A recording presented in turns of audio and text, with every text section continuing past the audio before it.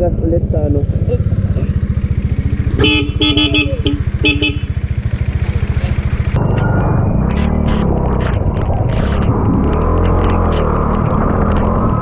Grabe dito guys, sobrang daming tao. Ayan. Ang hirap ng ganito. Hilong-hilo ka na sa biyahe. Tapos maulan pa hanggang dito. Mapapaisip ka na lang talaga eh. Para saan ba itong ginagawa ko na to?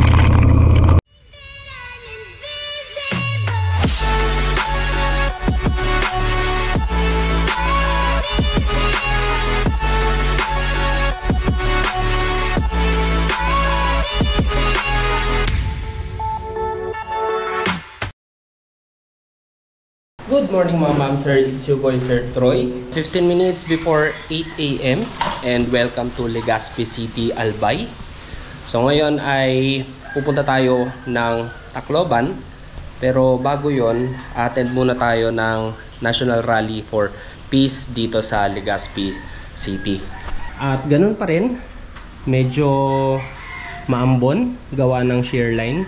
Pero mas light ito ng kaunti compare kahapon. So plano ko today, bibisita lang ako ng Sawangan Park para sa rally. And then hahabol ako ng Roro 1 PM Matnog to Allenport. So hindi ko alam kung makakapasok pa ako hanggang sa may Sawangan Park dahil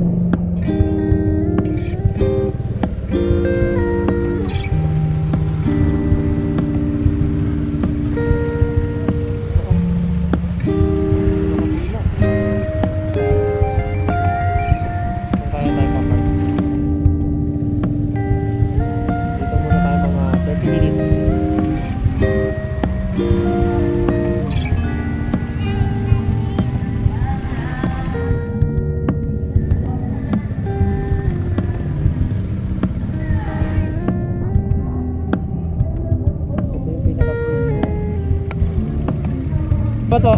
Yeah.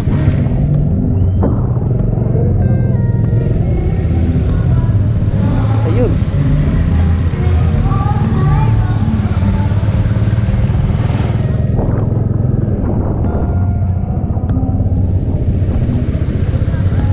Grabe maulan lang, tsaka ang lakas ng hangin kasi nasa tabing dagat ano. Nasa east pa naman tayo kung saan unang tumatama ang hangin. Okay guys. So, ayan, after 30 minutes natin doon, lisaw-lisaw tayo sa rally. Nagpunta tayo dito sa distrito ng Albay at nagpicture-picture tayong konti. Medyo maulan pa rin. Balita ko hanggang itong ulan na to.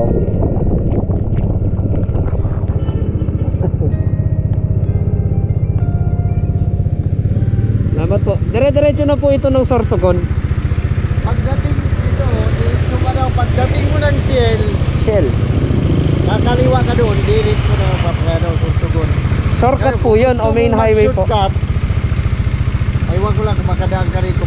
Galing po ako sa rally eh. Ha? Galing na po ako sa rally. Wala pong daan doon. Walang daan. Opo. Dito na po. Shell. Salamat po.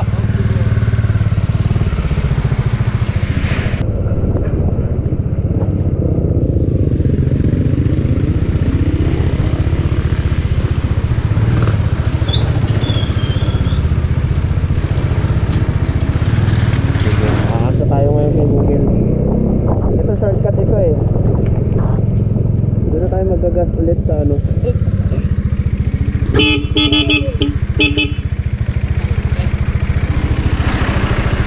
Buti gulong lang. Boss, sumatras ka, nakahinto ako. Sir, bumabangga ko siya. Nagtumikit ka sa akin. Hindi, recorded boss oh. Recorded. Nakahinto ako. Napreno ka ng bigla. Kasi nga sir, paano? Oo, tapos naatras ka. Kaya hindi kita nabangga. Baka po pwede abante mo muna ng kaunti. Gulong lang naman. Buti na lang naka-on yung ano ko. Umatras bigla eh. Recorded boss, gusto mo play natin. Pumuti yung ilaw mo kasi umatras ka. Umatras ka sir, kasi nga yun oh. Oo, pero naprenuhan kitang maigi kasi promeno ka ng biglaan. Malayo pa lang ako, nakita ko na may nakaharang na tricycle eh. Alam ko na magsasalubong ang sasakyan. Sa'yo ba ang kotse sir? Sa'yo ang kotse sir? Alam ko eh, latero ito eh. Ah, plastic. Kaya ng mainit na tubig, may goma. Kaya ng mainit na tubig yan sir. Fiber lang yan. Ha? Ay, natulak yung fiber lang yan. Kaya ng mainit na tubig yun, kaso may lamat na ng kaunti. Buti gulong lang nadali sa akin.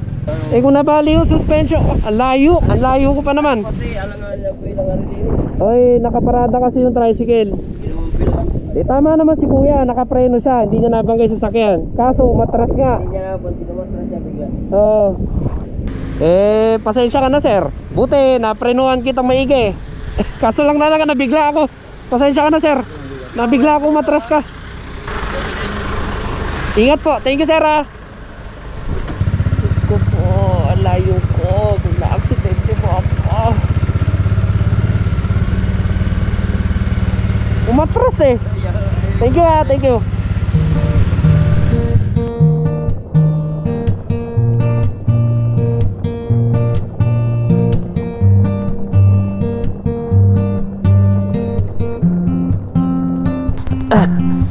Nakakainis yung ano, naka-atras sa akin kanina. Lumuwag yung tipos ko. Kasi gumigewang ako habang tumatakbo.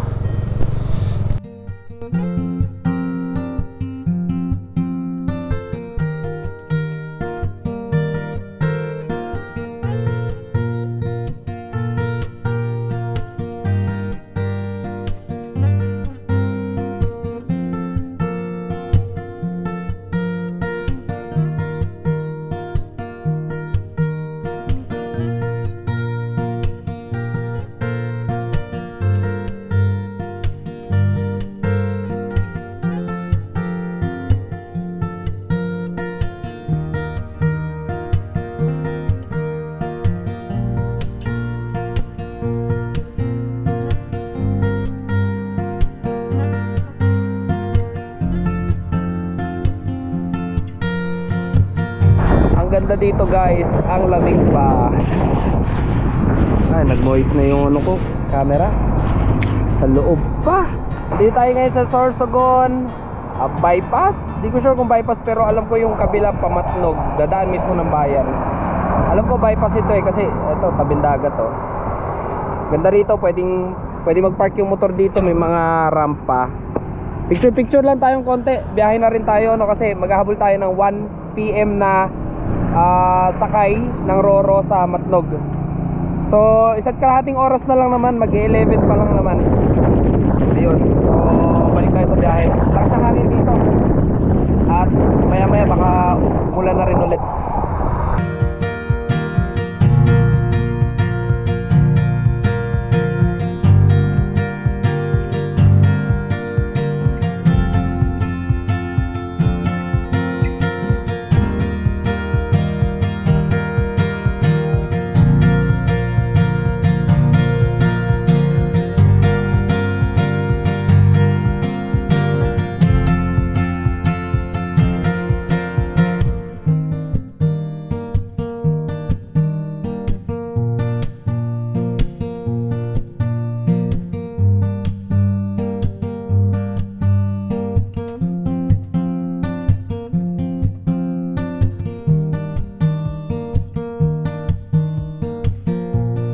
First gas stop natin ngayong araw.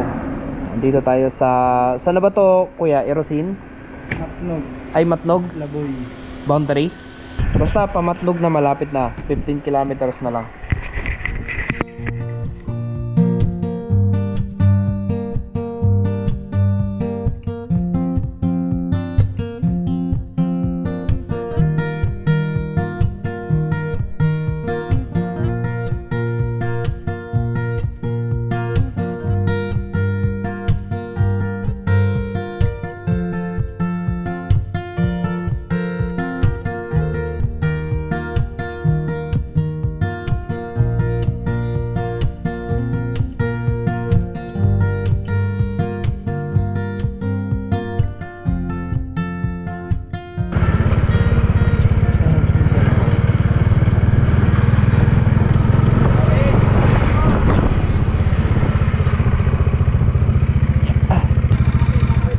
Sir, apo.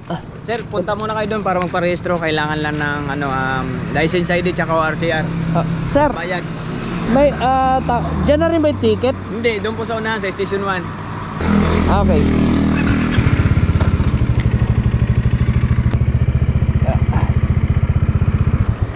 So, kuha daw tayo ng ano dito, number para sa mga tatawid. Umaraw na rin konti, no? Pero ganun pa man, maulap pa rin. Yan. So, kumuha tayo ng number dito. Ano, wala namang babayaran pero ano lang siya, para doon ipapakita sa ticketing.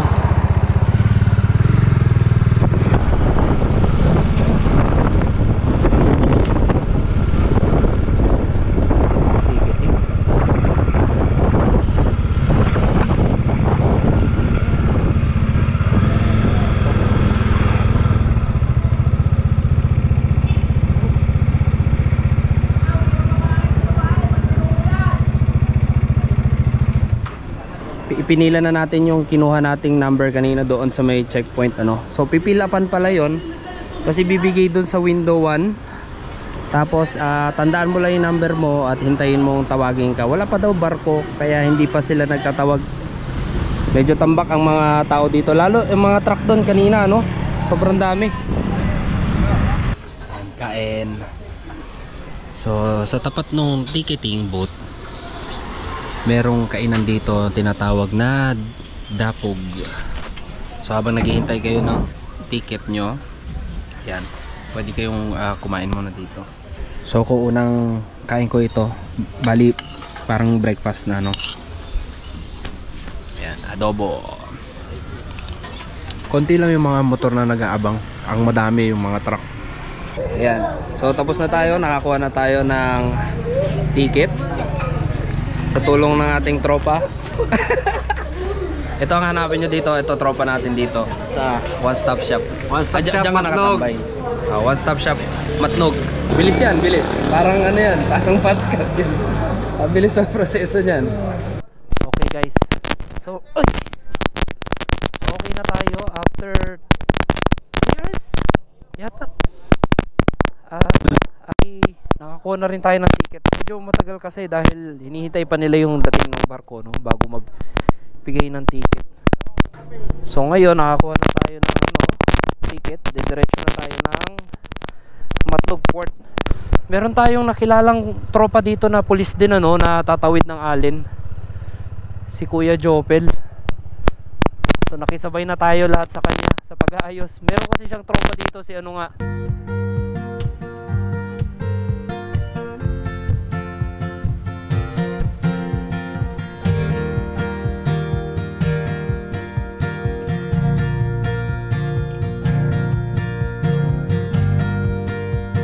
okay, small update. So ito ang sitwasyon dito sa port. Matagal pa kaming makakasampa. Ayan na yung sakayan eh. Mga another 3 to 4 hours pa yung hintayin namin. So pagkasampa hindi naman agad aalis yun, ano. Maghihintay pa kami ng oras na kung ano yung alis ng barko.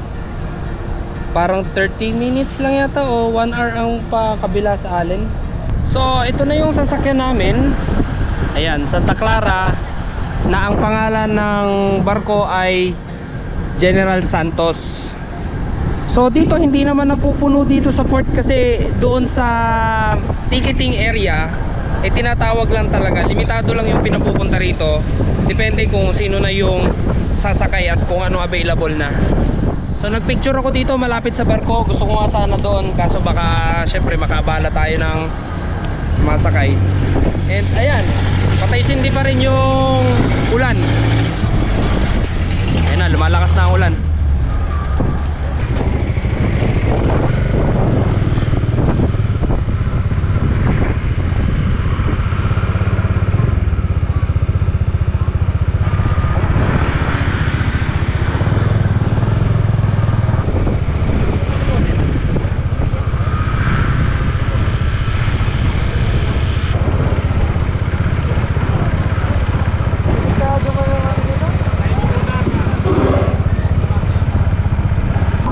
Motor masyado ang galaw ng ano, rampa. Oh guys, oh.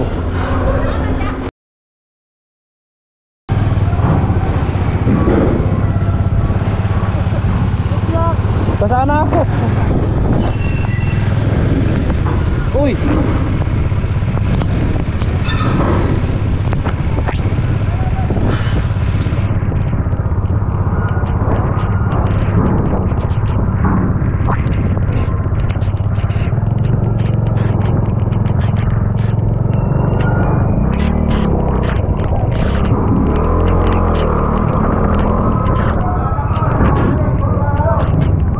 pagkatakot.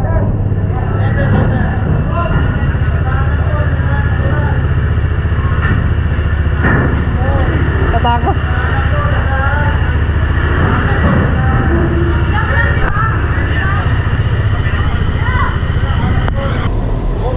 Zero, market isa lang. Takot. Tama, video vlog ako. Doon pa. Yun o. Shoutout sa crew ng Santa Clara oh. Ay ano ba, tama ba? O ng Jensan. Ng Jensan. Jensan. Jensan. Grabe, ang daming laman. Yun oh. Oh. Parang mahigit nasa 20 nga yung ano.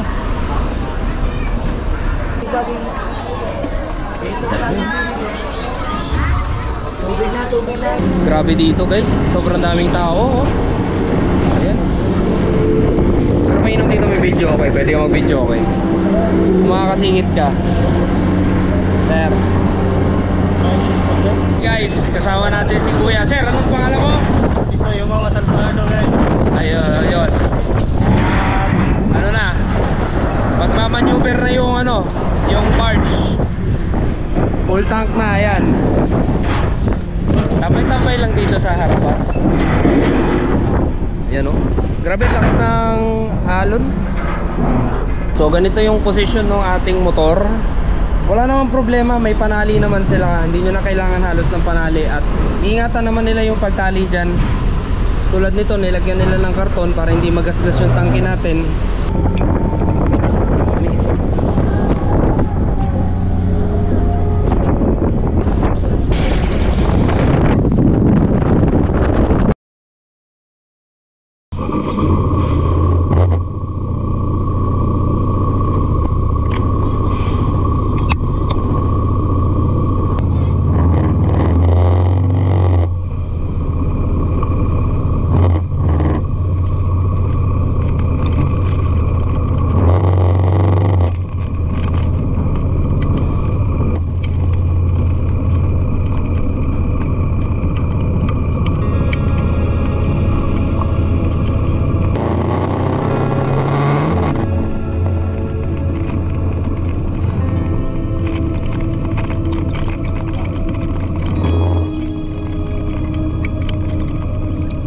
Ang hirap ng ganito. Hilong-hilong ka na sa biyahe. Tapos maulan pa hanggang dito. Mapapaisip ka na lang talaga eh. Para saan ba itong ginagawa ko na to?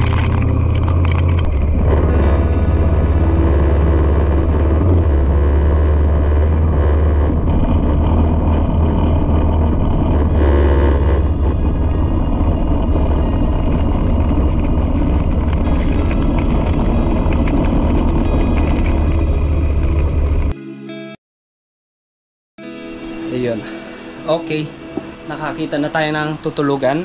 Paglabas lang ito halos ng anong pangalan na nga nito? Sa may Santa Clara Port. So pupunta sana ako sa tapat ng Fastcat Port dahil may hotel doon, pero nakita ko dito sa may highway rooms available. So hindi na ako namili kasi gusto ko na rin talaga magpahinga. Ito yung itsura, 600 pesos. So welcome to Allen, Visayas. First time natin dito at okay naman, nag-enjoy naman ako kahit ano, maulan na maulan. Ayan guys, kain tayo. Maganda rito sa Park Zone. Park Zone yung pangalan eh. Park Zone dito sa Allen. Sa likod yung mga rooms. And then merong restaurant dito sa harapan. So ulam natin, pagkain natin sisig. Tapos sinamahan natin ng manghuan. Sarap. And then iced tea, oh. Nice.